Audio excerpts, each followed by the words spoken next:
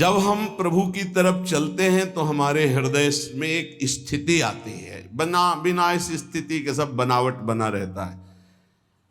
जैसे कंजूस धन का रात दिन चिंतन करता है, कामी पुरुष कामिनी का चिंतन करता है, ऐसे सत्संगी भजन का चिंतन करता है, महत्व बुद्धि भजन में पैदा हो जाती है और भजन स्थिति लाता है। श्री चरण दास जी करे, जीवित मरि जाए उलट आप में समाए, कहीं नहीं जाए मन शुद्ध दिलगीरी है। जीवित मरि जाए बहुत अच्छी स्थिति है, बहुत अच्छी। जैसे मुर्दे में कोई कामना नहीं होती, मुर्दे को मान अपमान नहीं लगता, ऐसे जीवित होते हुए उस महापुरुष की स्थिति होती है। जीवित मरि जाए उलट आप में समाए, कहीं नहीं जाए मन शुद्ध दिलगीरी है। करे विपिन वास इंद्री जीत, तजय भूख प्यास, मेटे पर आस, खास पूरन सबूरी है। स्थिति का वर्णन कर रहे हैं। जीवित मर जाए, अंतःकरण धर्म का लय हो जाना। जैसे हम बहुत सरल भाव में एक पद गा के बताते रहते हैं कि जो देह भाव से अतीत महापुरुष होते हैं उनकी एक अलौकिक स्थिति होती है। मन मार्या तन बस में कीन्हा, हुआ भरम सब दूर, बाहर से कछु दिखत नाही, अंदर चमके नूर। आपो त्यागी जगत में बैठे, नहीं किसी से काम, उनमें तो कछु अंतर नाही, संत कहो चाहे राम। भगवत स्वरूप जीवित मरि जाए उलट आप में समाए, कहीं नहीं जाए मन शुद्ध दिलगीरी है। करे विपिन वास, तन से मन से वृंदावन का आश्रय ले, वास स्वीकार करे। इंद्री जीत है, जो 5 ज्ञानेंद्रियों से प्रेरित होकर 5 कर्मेंद्रियां भोगों में लगी, इनको उल्टा करे, अंतर्मुख करे। सर्वात्मना न विसृजित बहिरेंद्रियाणी, इंद्रियों को बहिर्मुख न छोड़ दे। तजय भूख प्यास, भगवान की इच्छा से या धर्म के द्वारा कमाए हुए धन से गृहस्थी में, विरक्त भगवान की इच्छा से आए हुए आकाशवृत्ति या माधुकरी वृत्ति से जो मिले उसी से प्राण पोषण करे। ज्यादा चटोरापन, ज्यादा जबान को छूट देने का मतलब है अपना जीवन बर्बाद करना। मेटे पर आस, दूसरे के आगे हाथ फैलाना बंद करे। खास पूरन सबूरी है, कहत कबीर सुनो भाई साधो, साहब मिलत सबूरी में, मन लाग्यो राम फकीरी में। भला बुरा सबका सुन लेबे, करी गुजरान गरीबी में।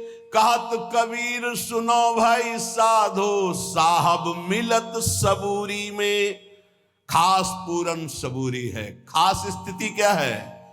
महान संतोष है, धैर्य है, कोई चाह नहीं। परम तत्व को विचार चिंता विसारी सबे, टार मत बाद हर भजले यही अमीरी है। अमीरी क्या है? खूब नाम चकाचक जमा है, लोक परलोक में हर जगह हर सुख हर सिद्धियां चरण चूमेंगी उसके नाम जापक के। परम तत्व को विचार चिंता विसारी सबे, टार मत बाद हरि भजले अमीरी है। कहे चरण दास दीन दुनिया में पुकार, सब आसान यार पर मुश्किल फकीरी है।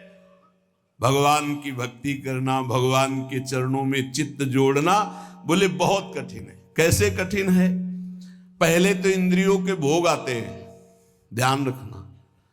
जब साधक फकीर बन करके, या गृहस्थी में भी फकीर होते धर्म पूर्वक, हमने देखा है किसी का एक दाना भी नहीं घर में आ सकता बेईमानी का।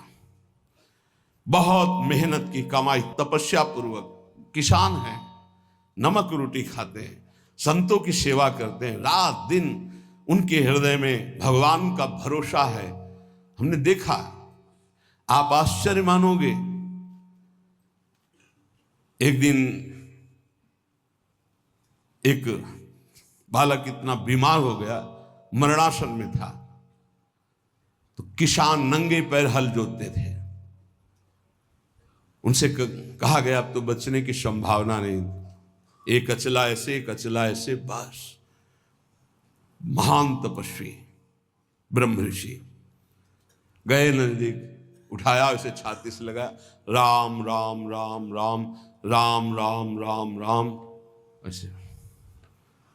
थोड़ी देर में बस चेतना जागृत और सब है, घर गृहस्थी में सब चला रहा है, नाम का उसी का प्रताप।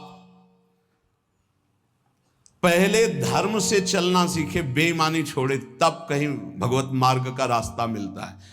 फिर भोग सामग्री आना प्रारंभ हो जाती है। लौकिक जितने भोग अच्छे अच्छे हैं, सब साधक को फ्री मिलने लगेंगे। ध्यान रखना, भगवत प्राप्ति के मार्ग के उपासक, निज अनुभव एक आंव खगेशा, संतों का अनुभव सुनने के लिए बैठा जाता है। शास्त्रों में तो सब लिखा है। उसमें तुम्हारी रुचि नहीं हुई तो रिद्धि सिद्धि फल कछु न चाहूं, जगत कामना को नहीं लाऊं, सिद्धियां आने लगेंगी। पता चल जाता है अपने को कि अपने में सिद्धि आ गई। हम सोच रहे हैं कि ये बनना चाहिए, 2 घंटे बाद पहुंच रहे हैं वही बना मिल रहा है। ये क्यों बना है? प्रेरणा हुई कि आज आपको ये पढ़ना। अच्छा, हम सोच रहे हैं अमुक चीज, सामने वो लिए खड़ा है आगे। ये कोई कृपा नहीं होती, ये खर्चा होता है, खर्चा। इसे कृपा मत मान लेना कि अब हम जो सोचते हैं वही हो जाता है। मिटियामेट कर रहे हो अपने भजन साधन को, खरीद रहे हो। कुछ नहीं सोचो, फिर जो प्राप्त हो हरि इच्छा, सोचा और वो मिल गया, तो अपने भजन को बेच रहे हो। ये रिद्धियां सिद्धियां जानते हो क्या है? भजन को चुराने वाली। मैं अपने आप को 4 रूपों में कर लूं, तपस्या है, भजन है, 4 रूपों में आप कर लोगे, ये देखा है। बड़े महापुरुष वो प्राय दिगंबर रहते थे, उनको नागा बाबा कहते थे। पाली तुम जानते होगे, हाँ, दिगंबर ऐसे लोगों को लगा कि कुछ ऐसे उपद्रवी लोग, तो एक वैश्या को कहा कि तुम जितने रुपए कहोगे हम चंदा लगा सब देंगे आज बाबा को। वो दिगंबर रहते थे। कमरे में बंद कर दिया उसको, आओ स्वामी जी। और वो बालकों के साथ प्राय खेलते थे, कंचा खेल रहे, गुल्ली डंडा, और दिगंबर रहते थे। बड़ी ऊंची स्थिति उनकी। कमरे में जो ही अंदर हुए सो दरवाजा बंद कर दिया। और वैश्या को सिखाया था कैसे ऐसे। वैश्या की रोने की आवाज आई, बहुत जोर की, त्राहिमाम। दरवाजा एकदम खोला कि कहीं कुछ हो गया तो केस बन जाएगा। तो देखा तो 10,000 पीली ततैया, समझते हो ना, एक होती शहद वाली मक्खी छोटी, और एक होती इतनी बड़ी पीली, और वो काट ले तो बिच्छू के डंक जैसा उसका सुझा के रख दे, 1000 ततैया लपटी होगी। और नागा बाबा नहीं, गांव में देखा गया तो 10-5 लड़कों के साथ कबड्डी खेल रहे थे। सिद्ध महापुरुष ऐसी सिद्धियां विशेष अवसर पर वो प्रयोग करते हैं महापुरुष। जैसे भरद्वाज जी के पास जब भरत जी गए तो आज तक किसी सिद्धि का प्रयोग नहीं किया। सिद्धियां हाथ जोड़े खड़ी, बोले आज करूंगा, क्योंकि बहुत बड़े अतिथि आए। देवराज इंद्र भी ललचा जाए, ऐसे भोगों की रचना करो और अयोध्यावासी राम जी के वियोग में सबको सुख प्रदान करो।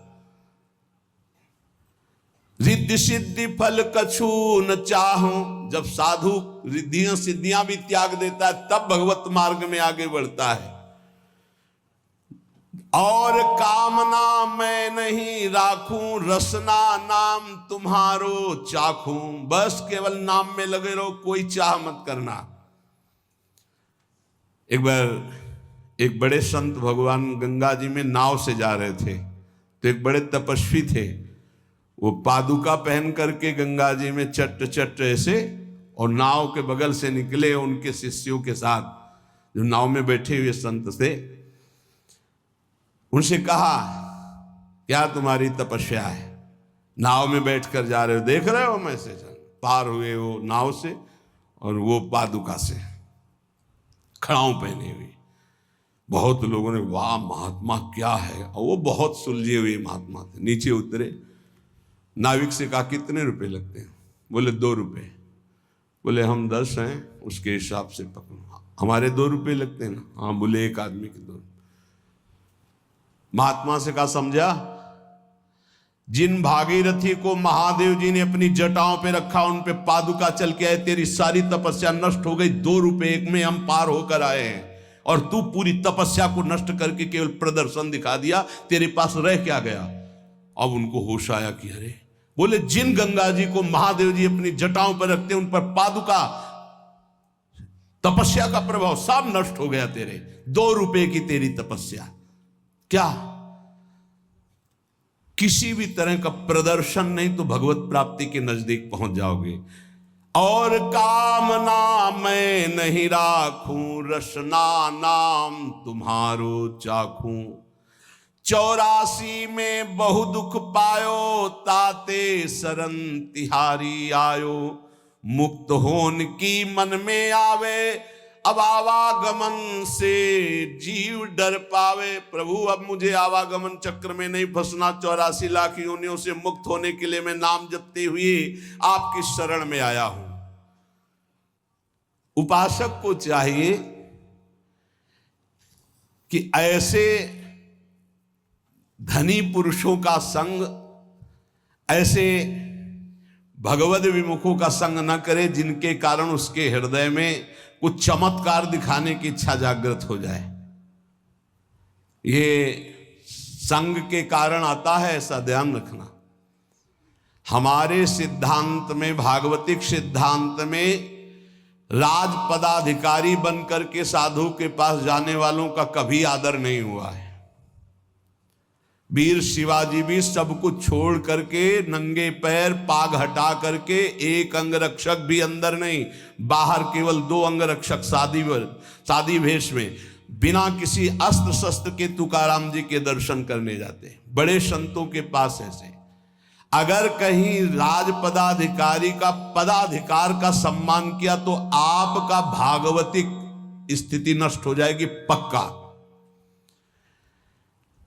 आज संत सभा में सम्मान उसी बात का माना जाता है कि कौन अभिनेता आता है और कौन नेता आता है, और सभा की मान्यता होती थी कौन दिगंबर परमहंस आता है, इसकी मान्यता होती थी। आज मान्यता किस बात की हो रही, कौन पदाधिकारी कितना बड़ा आता है तो वो महात्मा उतना ही बड़ा माना जाएगा, ऐसा नहीं।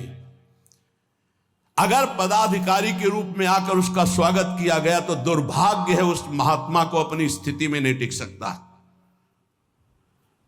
पूज्य प्रातः स्मरणी परम मंगल में महाप्रभु चैतन्य देव, सार्वभौम भट्टाचार्य का नाम सुना है, अभी प्रसंगों में आया है।